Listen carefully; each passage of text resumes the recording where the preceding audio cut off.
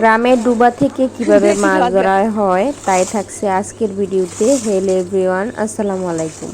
কেমন আছেন সবাই? আশা করি কাছে দূরে যে যেখান থেকে আমার আজকের ভিডিওটি দেখছেন সকলেই ভালো আছেন।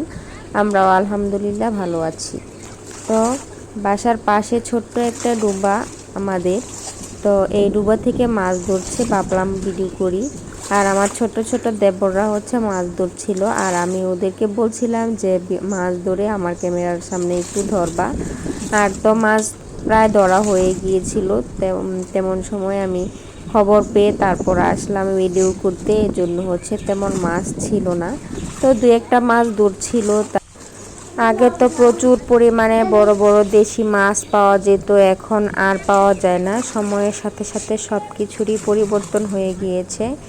দেশি মাছ, শোল মাছ, লাটি, পুঁটি, কই, শিং, মাগুর, বিভিন্ন ধরনের দেশি মাছ এত পরিমাণে পাওয়া যেত যে প্রায় 6 মাসের মতো এই মাছ দিয়েই চলে যেত।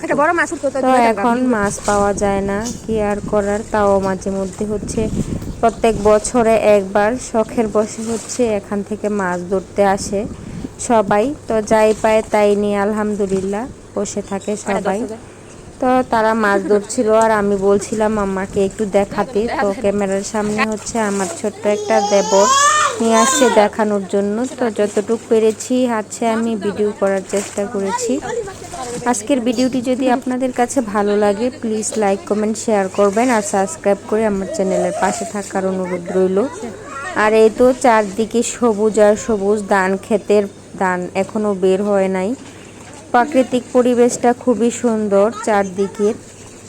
তো আমিও একটু ক্যামেরা বন্দি করে নিলাম, আর দেবরের সাথে দুষ্টুমি করছিলাম আর মাছ ধরছিল তারা। আমরা হচ্ছে সাইডে দাঁড়িয়ে দাঁড়িয়ে দুষ্টুমি করছিলাম। আর এই তো শায়ান আয়ানও চলে আসছে মাছ ধরা দেখতে। তো ওদেরকে রেখে হচ্ছে আমরা চলে যাব বাড়িতেও বেশি দূর না, বাসার কাছে ছিল এই ডুবাটা। তো এই তো ওদেরকে এক সাইডে বসিয়ে দিলাম মাছ ধরা দেখার জন্য। আর এখন হচ্ছে আমরা চলে যাচ্ছি বাড়িতে। আর এই তো ধান ক্ষেতের সমারোহ খুব সুন্দর আসছিল ক্যামেরার মধ্যে, একটু ক্যাপচার করে রাখলাম। তো বাড়ি থেকে এসেছি আবার ঘুরে। তো একটা পাশ আগে ধরেছিল, এখন হচ্ছে আরেক পাশে চলে এসেছে মাছ ধরার জন্য। তো এই তো প্রথমে হচ্ছে এই পাশটা ধরেছিল, এখন হচ্ছে এই পাশটা ধরেছে। তো এই তো মাছ মোটামুটি পেয়েছি আলহামদুলিল্লাহ, যাই পেয়েছি। তো এই ডোবাটা হচ্ছে আমাদের একার না, মানে তাদের বংশের সবার। তো সবাই ভাগ বন্টন করে হচ্ছে মাছ নিবে যা ধরা হয়েছিল। তো সায়ান একটু মাছ ধরছিল, খুব আনন্দ পাচ্ছিল।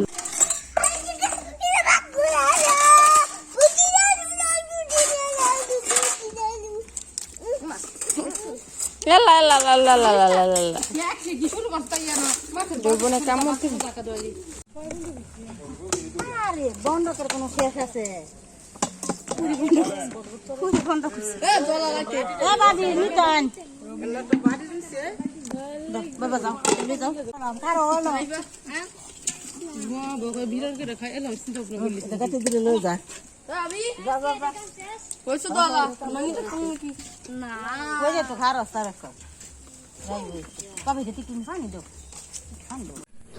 এখন হচ্ছে মাছ ভাগ করা হয়ে গিয়েছে, সবাই সবার মতো মাছ নিয়ে গিয়েছে। আমরাও চলে আসছি মাছ নিয়ে বাসায়।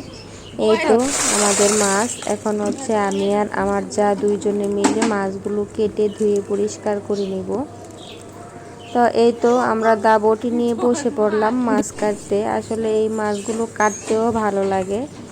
আর দুই যা বসে গল্প করছিলাম আর হচ্ছে মাছ কাটছিলাম। তো অল্প কটা মাছই ছিল, তাও দুজনে বসে কাটছিলাম, যাতে একটু দুজনে বসে খেতে পারি আর গল্প করতে পারি।